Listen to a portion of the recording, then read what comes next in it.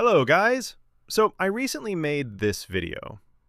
Not recently, but it's gaining views now. And as it's viral now, people are asking questions like,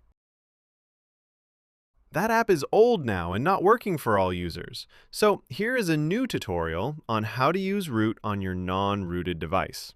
And we will also check for these features like how to use root. Can we play games in that? Does Termix work? Is it safe to use? But before we start, like this video, and don't forget to subscribe because we are going to upload more videos like this for you all.